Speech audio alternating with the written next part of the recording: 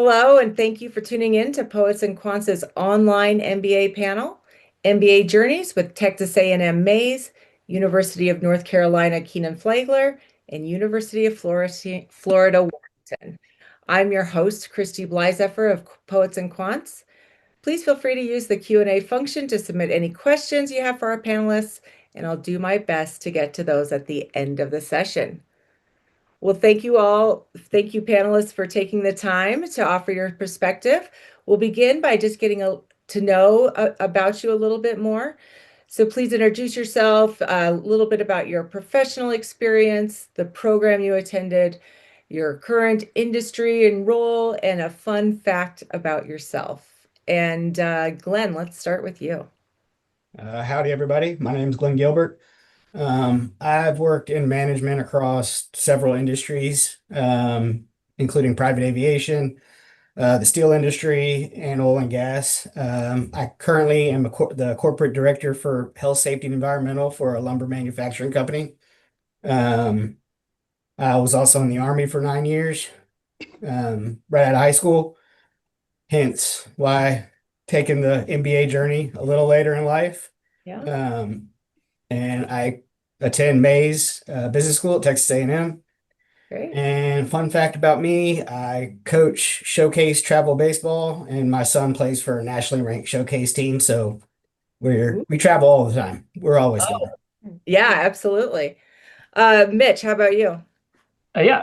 Mitch Golding. I am the head of communications at Attentive. It's a marketing technology platform based in the cloud. I'm a remote worker. I'm based in Austin, Texas, but for the last 6 years, I've been working from home. So before 2020, when I actually made a career pivot into marketing and communications, I worked in digital and broadcast media. So I was based in New York. I worked at ABC News, NBC News, and Snapchat, covering major international events like the 2016 presidential election, 2016 Olympics, and everything you can think of in between. So the MBA for me came at sort of that moment of a career pivot where I was about a year into what really was an entry to mid-level marketing manager position.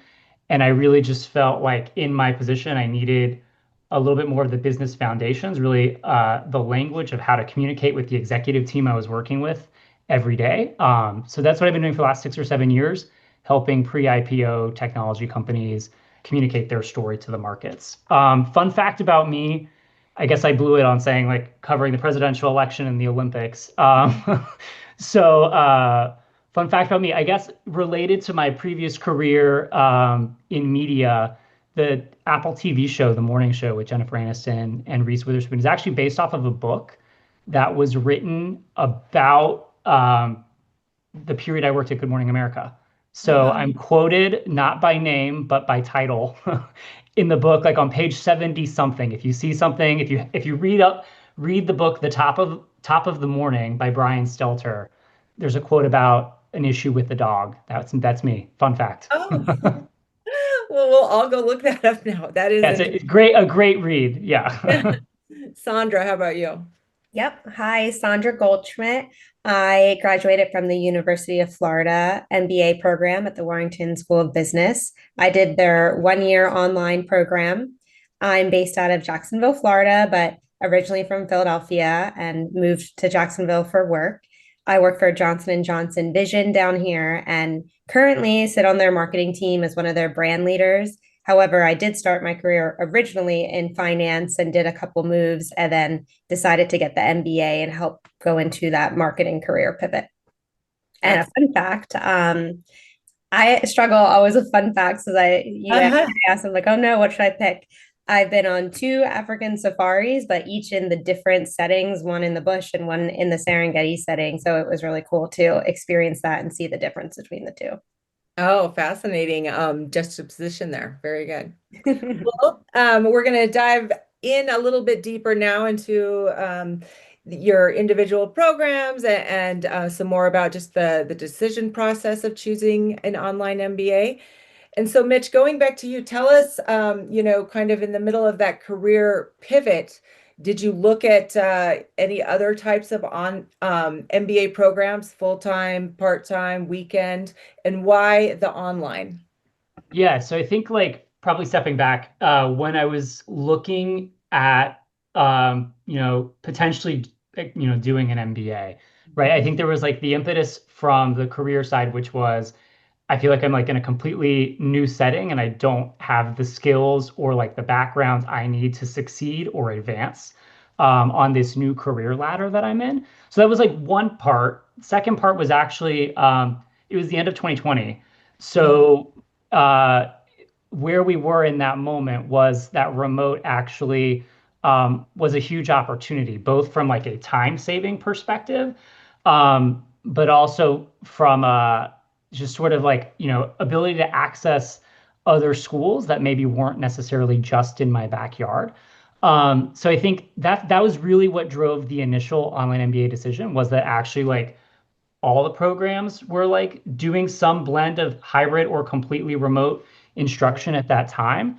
And so when I actually decided to look at the landscape of like, okay, if I am going to go the online MBA route, I'm working full time.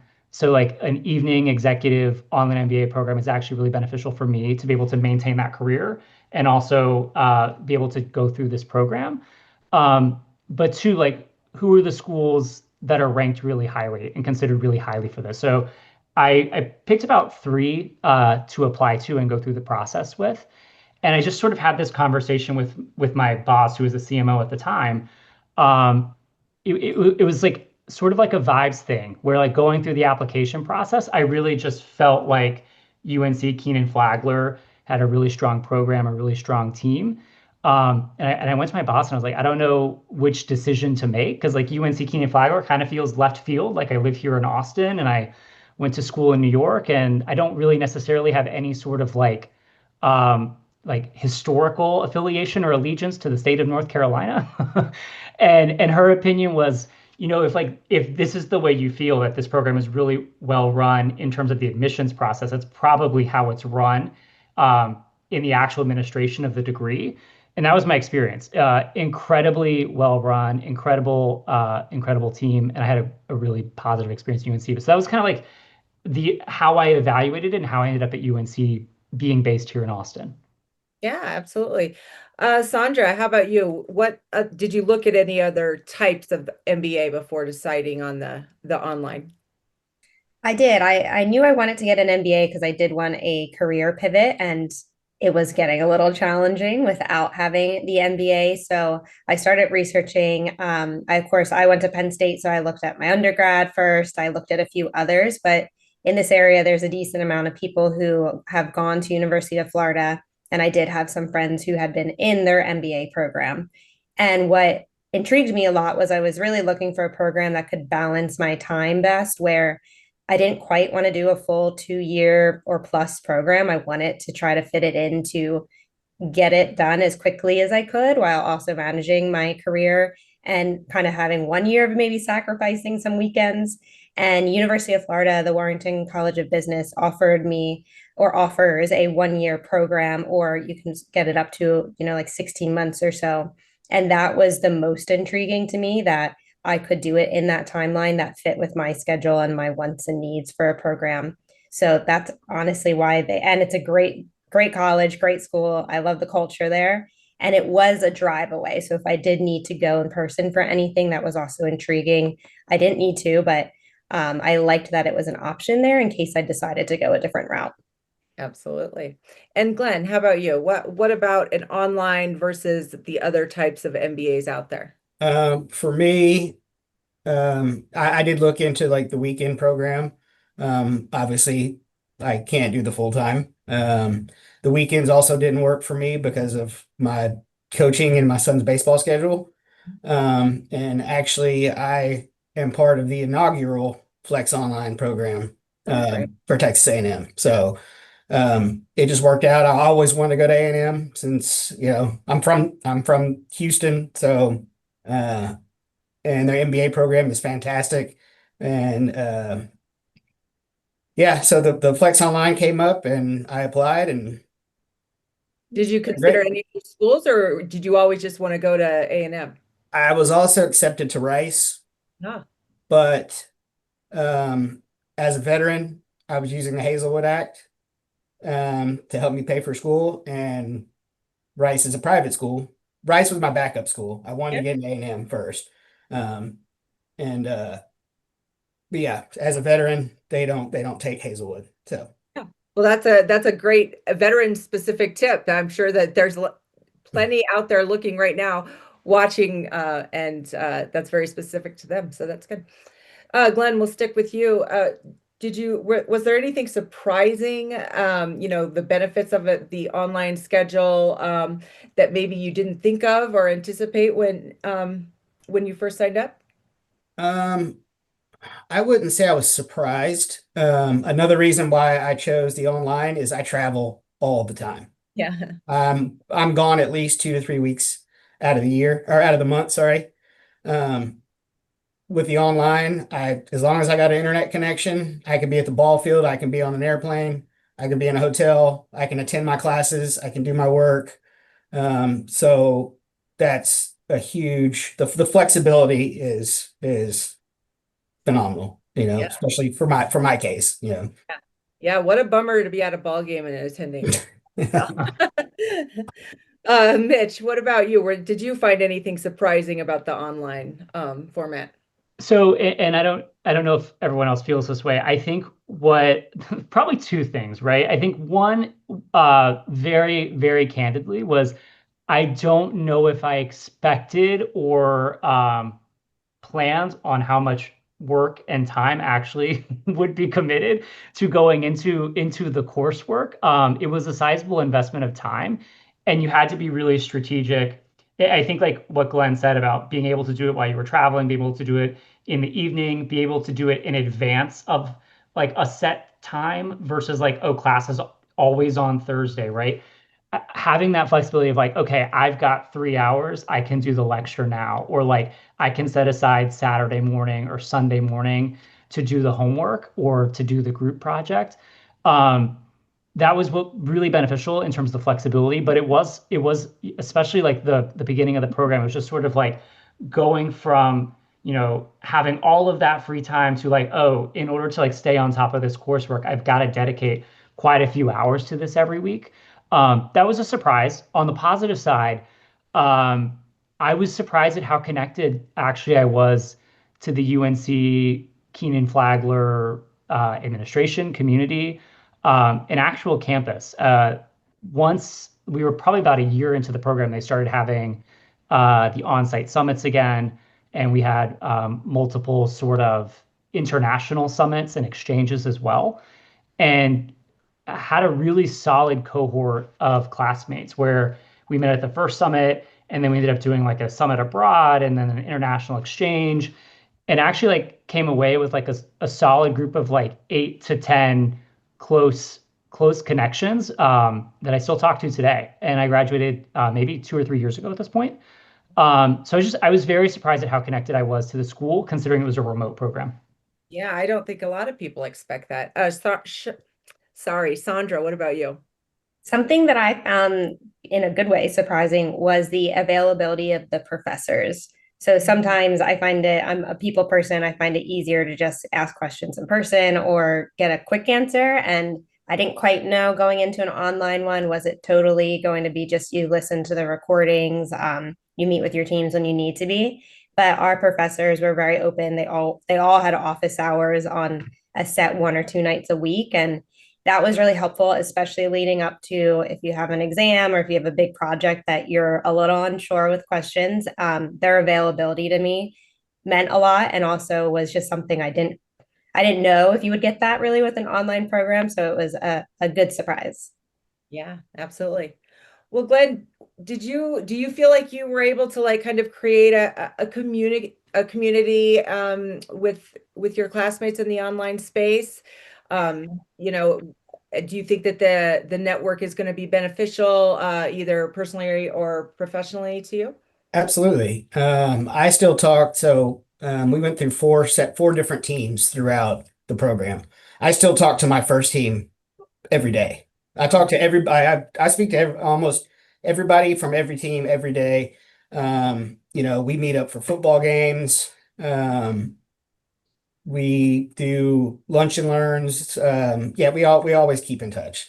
And that's one thing I love about the Aggie family is it just keeps on giving. So Were you able to create, like a professional network as well? Have you used, alumni or anybody in the professional sense? yes, I have got mentors that are alumni and just yeah, Yeah, LinkedIn is fantastic. right. Yeah, Mitch, you did already talk a little bit about, these great connections. Tell me, how did that work? How are you able to like connect with someone in a way that, just online in a way that kind of transcends that? Yeah, I think probably, there's two ways, right? One, the program is structured kind of like Glenn saying, like his first group that he worked with, like he still talks to today. The program is structured in a way where uh the especially the beginning is like somewhat intensive, where like the group work you are doing is regular enough and intensive enough that you are forming like a pretty close bond, assuming you have a good group that you like, with that group of students and classmates. And so that carries throughout the rest of the program on like the working relationship level. But then if you're also taking part in the in-person summits or the exchanges, whatever your program provides, you're also having that in-person face-to-face interaction where you're building a deeper relationship on top of the working relationship that you're building over Zoom. So it surprisingly happens really naturally that you build those relationships. I will say, like, something to consider based on Glenn's feedback is, what industry do you want to work in? Is there a benefit to being local to the school that you're choosing? Because different schools do have different strengths from that perspective. And there's a ton of events that happen in Chapel Hill all of the time that I obviously don't fly out for. So if you're thinking about from an alumni perspective of staying engaged, just thinking through, how often do you realistically plan to go to campus, go to the games, go to homecoming, et cetera? You can obviously plan for it. It's a lot easier if it's in your backyard. So Oh yeah, that's actually that's great perspective. Sandra, tell us a little bit about that at Warrington, the ability to form a community and network with your classmates. Yeah, right off the bat, you have an in-person orientation, so you get to know your classmates right away and very well, and it is very much natural. There, everybody is in a professional career at that point, and all have a common goal to further their education for one reason or another. So it forms quickly. I'll echo it's majority team projects. I don't think there's one class where we did not have a team project.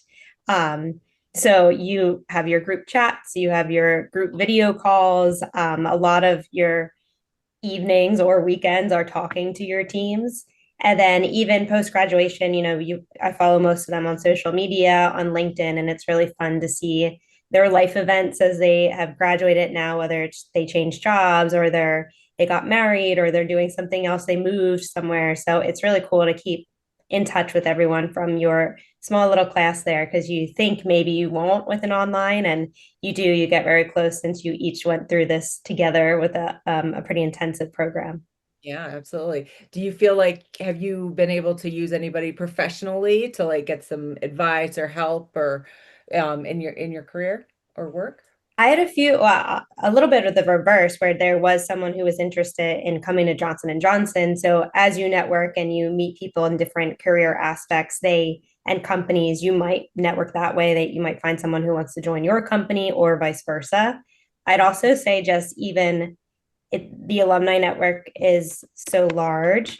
So when I'll be in the Philadelphia airport with my University of Florida backpack, and someone will be like, "Oh my gosh, go Gators!" And Ah, that type of network where you could literally be anywhere, and then you'll get started talking. They went there this year. They work for whoever they work for now. So you network even more than you think you would post program. absolutely. Well, Mitch, let's get a little bit more into kind of maybe the what it looks like kind of day to day, week to week, in an online MBA. And so tell us what that's like at Kenan-Flagler. yeah, and Sandra kind of hit on it. I won't like get very specific into how it's structured because I think it also Kenan-Flagler's updated the curriculum a little bit since I went through Okay. the program a couple of years ago. But generally, right, there's the core courses, which are the courses that everyone goes through, and those are kind of the courses that you do kind of cut your teeth and build those like strong team group relationships, working on those team projects together. And then there's a sizable amount of electives, right? So, and I think Kenan-Flagler's actually expanded how, in terms of a percentage of the program, how many electives that you get to take, and that's where you get to really dive deep, more specifically in the areas you're interested on, right? Entrepreneurship, finance, management, whatever it is. And I think, you know, going back to kind of what I said originally, those core courses, they were just sort of like good orientations in understanding sort of like the rigor and the workload that was going to happen for the rest of the program. And then at Kenan-Flagler specifically, we kind of moved from like those core courses were 10 weeks. They've changed them since. And then you moved to electives, which were 5 weeks. And then it felt like you hit a tornado. And like the speed was almost like accelerated. It was like, oh, instead of thinking about 2 classes, I'm thinking about 4 now. And I've got like 4 group projects instead of 2.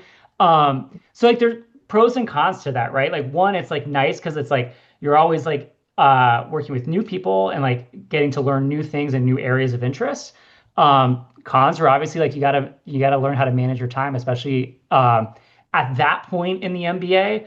I had changed jobs and my career was very demanding, just sort of like the onboarding and working at kind of like a fast paced, fast growth startup. So time management and like prioritization was a big part of that experience as well. Yeah, hopefully you had that skill and didn't have to learn it on the fly, right? I think it definitely strengthened that skill, Yeah, which is maybe another pro. exactly. Sandra, get it a little bit more deep into the week to week at Warrington. What's the cadence like? Yep. So I joined that specific program that I saw the calendar was exactly ish 12 months. They have different ones. That's not always their standard.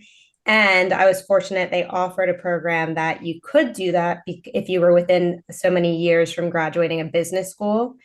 Therefore, you took like kind of I don't want to say an entrance exam, but you applied for it once you got in. You did your core quick reminder exam, and then you went into kind of your typical like second year MBA courses. So we didn't really pick our courses. It was set. You can see their course outlines and what they are on their websites. And to me, that was really intriguing because I didn't exactly want to sit through my accounting class again, my every class I had already taken in my undergrad. So that intrigued me a lot that I could go right into these more focused classes, such as professional writing or entrepreneurship or brand marketing. For me, that was very interesting.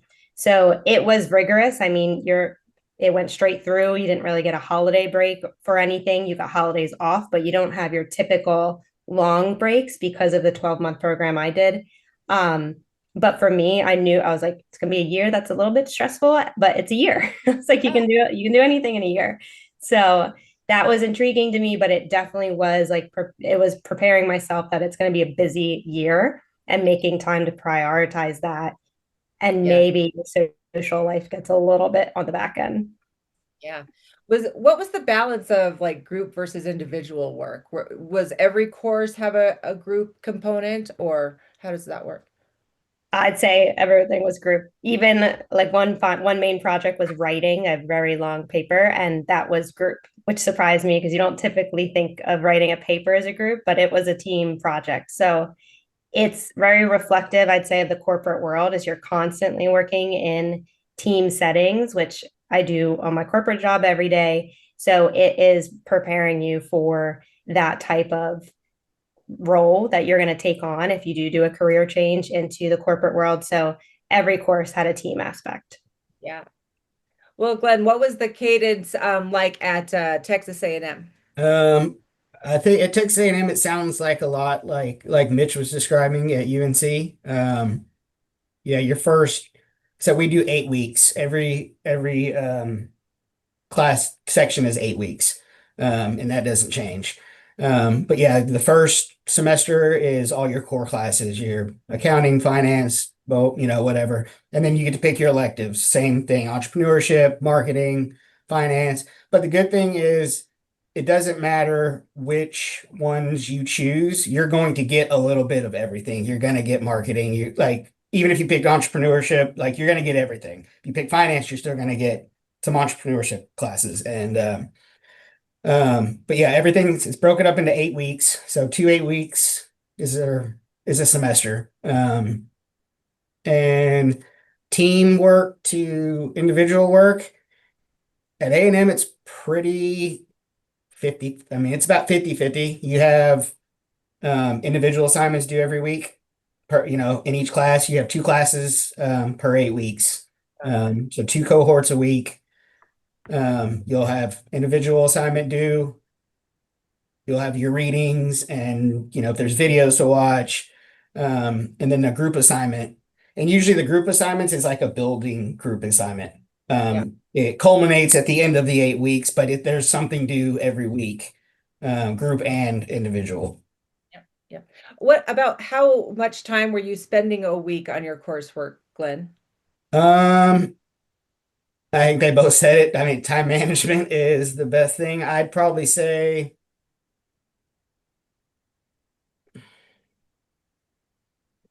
I do at least 4 to 5 hours a day. Oh, yeah. Wow. But that's my own preference. I prefer to work late at night.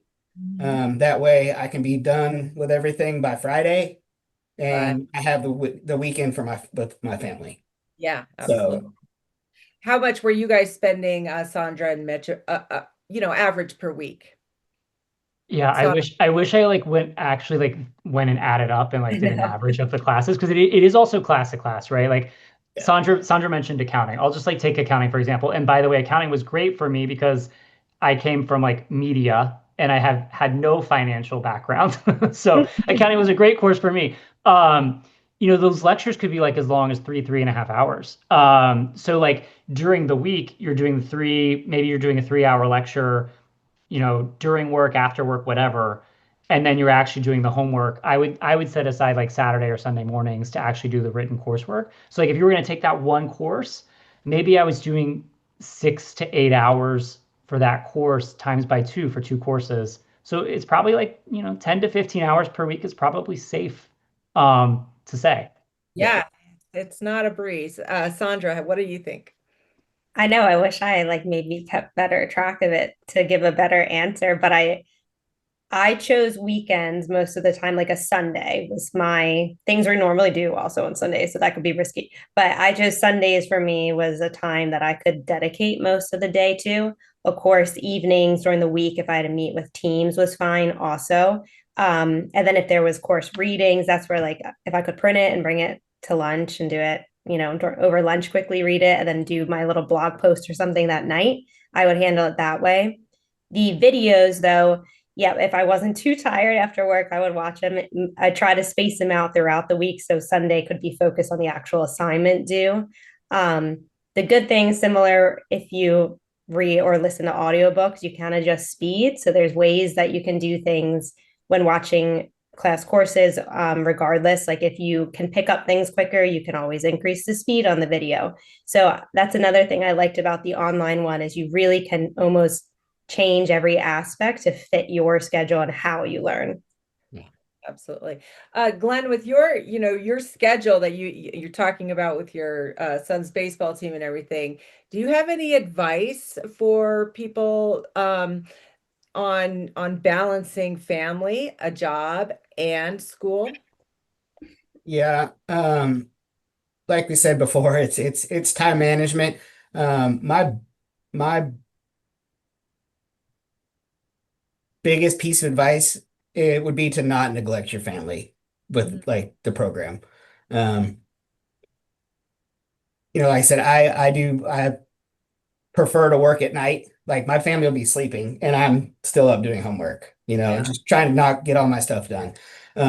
That works for me. It takes discipline. I mean, obviously the workload is challenging. It's a graduate program. So like I said, there's a lot of late nights, there's a lot of late team meetings. But that works for me. It doesn't mean it works for everybody else. I know Sandra, if I could do it on the weekends, I would, Yeah. and then have the whole week to do, but that just doesn't work for me. And that's the beauty of the online program is you can gear it towards your life, what you've got going on, your work life, your family life, all that great stuff. Yeah. Mitch, what advice do you have for creating that balance in the calendar?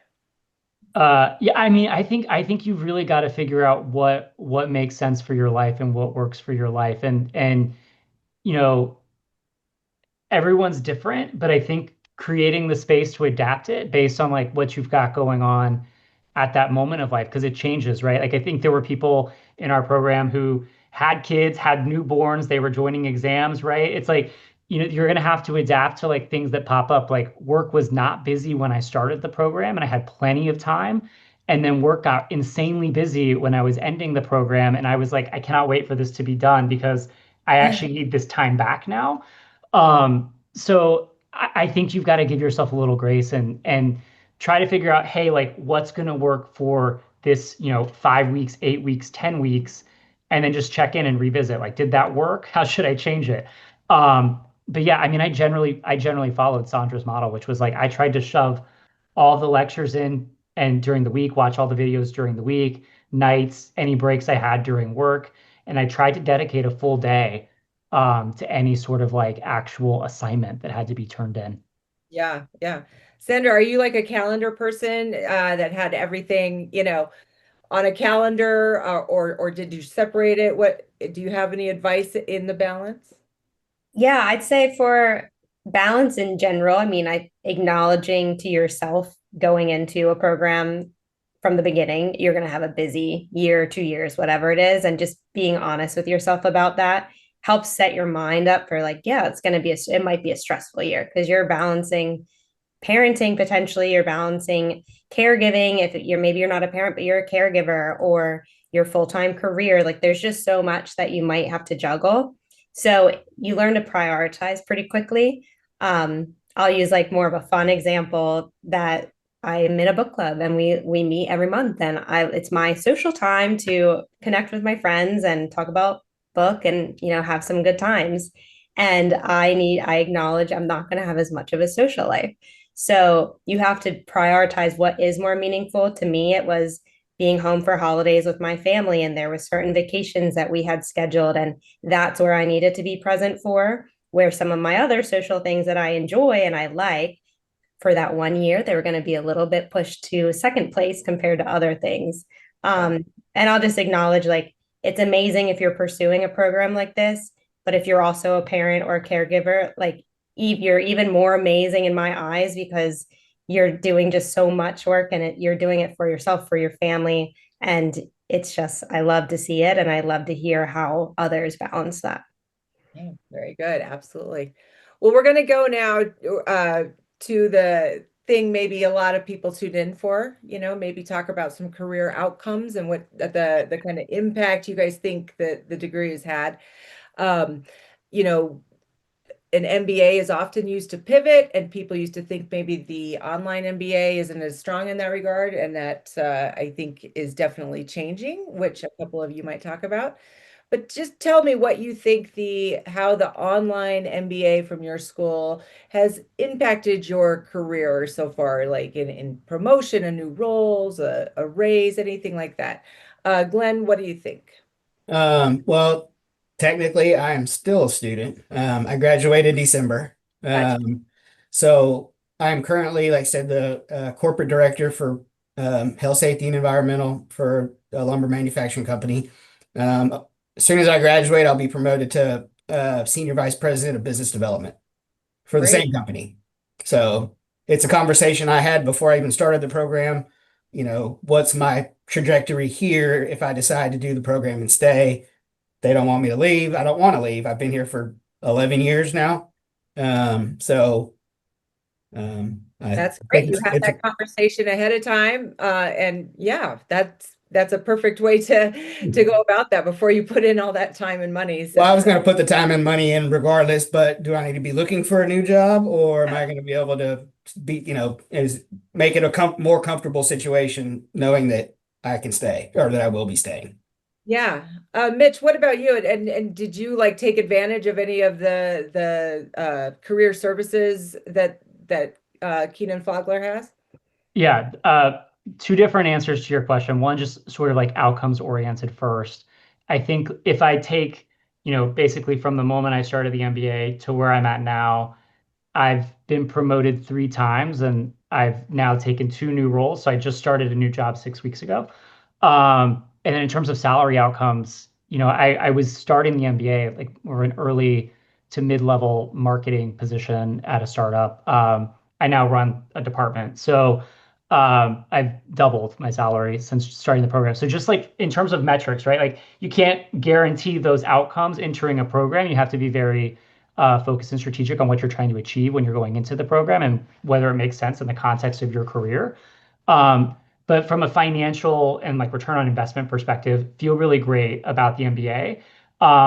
From a metrics perspective, but also just like this morning, I was sitting at the kitchen table watching a conversation about the AI industry on CNBC and in my job, right, I work a lot with executives and how they communicate to the markets and investors. And I was just thinking, like, the level of conversation that's happening with this CEO on TV right now, I would not have understood 5 years ago.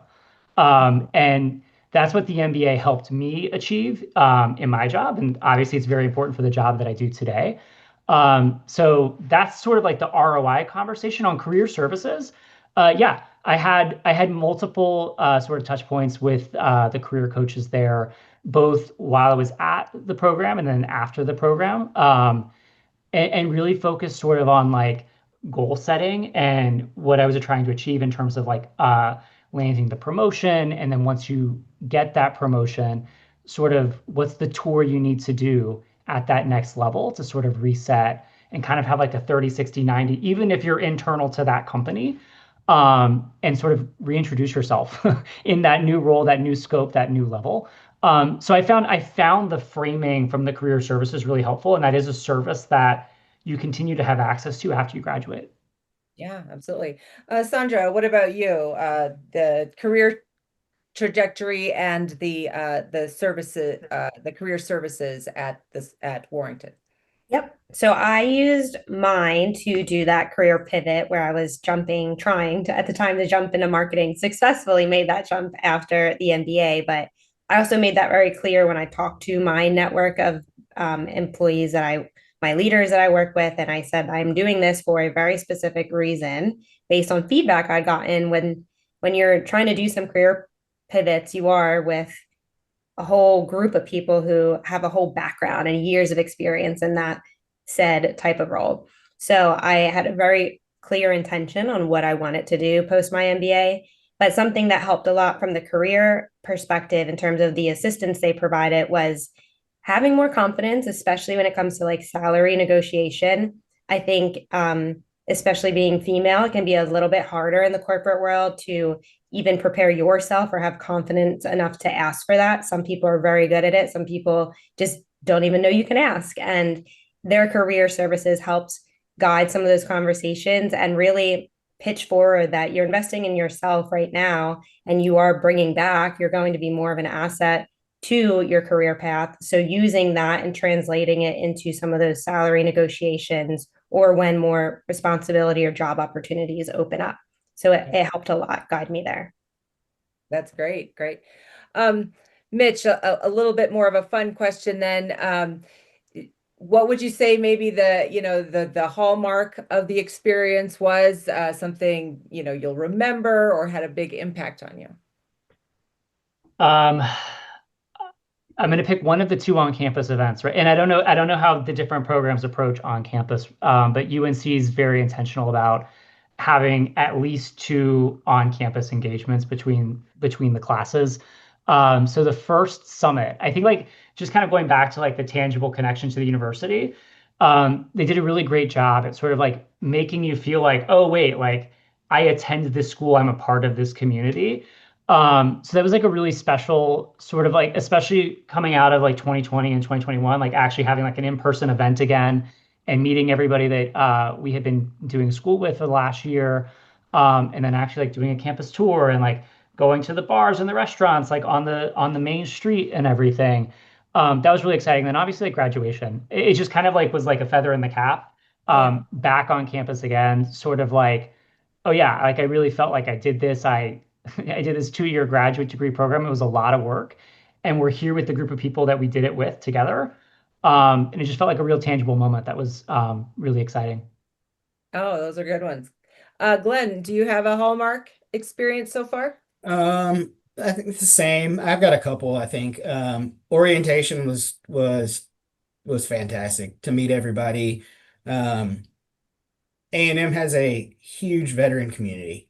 I think more than half of our class of 200 is veterans. Oh, wow. Um, so it's really cool to meet everybody and learn their stories and just backgrounds and all that good stuff. And then I think one thing that I'm especially proud of is that we are the inaugural Flex Online graduating class. I think Yeah, that's kind of cool. Yeah. yeah, absolutely. Sandra, what about you? I'll echo orientation was great. The whole campus tours, seeing their just the culture there, the student culture of those who are actually attending their classes at the time. And however, something different was they University of Florida also offers week-long experiential learning courses.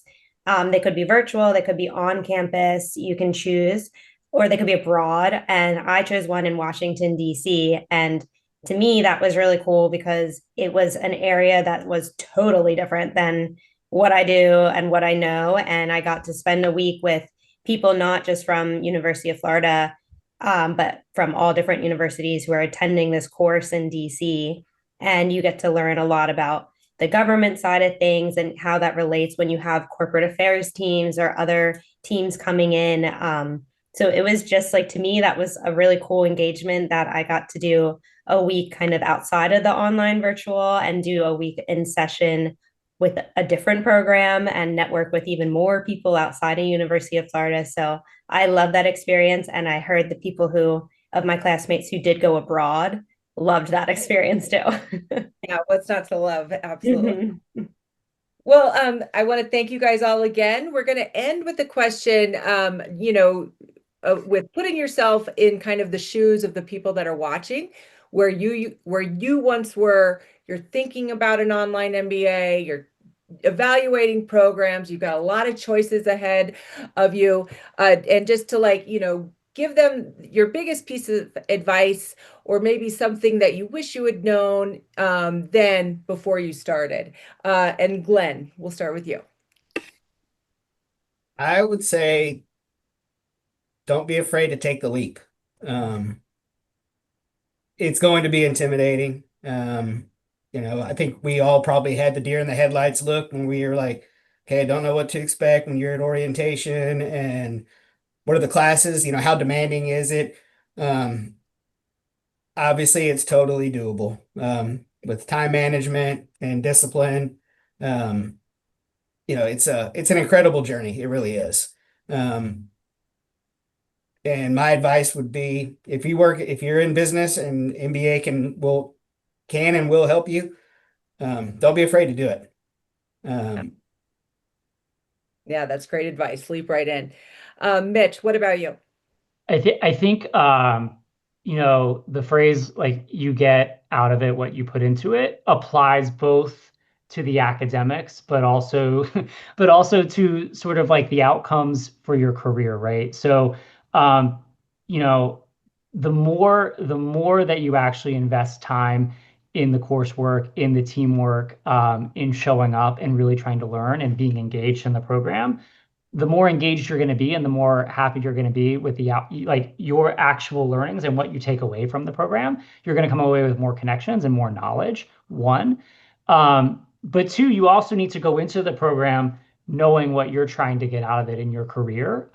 So I think, if you're sitting in the seat evaluating, am I going to attend an MBA, online MBA? Which online MBA am I going to attend? Think about what you're trying to achieve and what does that sort of like 5 or 10 year plan look like for your career, and how does this specific degree, specific program, specific school help you accomplish that? I think that's really helpful in terms of making sure you feel good about the outcome of the investment that you put in. Absolutely. Great advice. Sandra. I'd add that you have a lot of choices in life in general that you've made that you have to make. This is one where you can really pick a program that best fits what you need and what you want, where there's many out there, there's many choices. For me, I found the exact one that I wanted with a 12-month. For others, it's an 18 or a 2-year, or maybe it's in person, maybe it's online, but it's one that just define it first for you, that what best fits for you. Go research them and see there's a lot of options. And then just remember your intention for doing it, because it can get stressful. But if you just remember you're doing it for a reason for yourself, that will help you when those times that come that you're like feeling a little bit overwhelmed. There's always an end in sight because you're continuously doing it and learning, and just, yeah, remember why. Absolutely. Well, thank you all again for your time and your unique perspectives. And of course, thanks to the viewers for tuning in.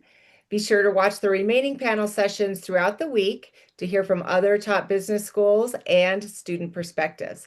You'll also find them on our YouTube page. And as always, be sure to go to poetsandquants.com for informative articles, videos, and more to help you make informed decisions no matter where you are in the journey. So see you next time.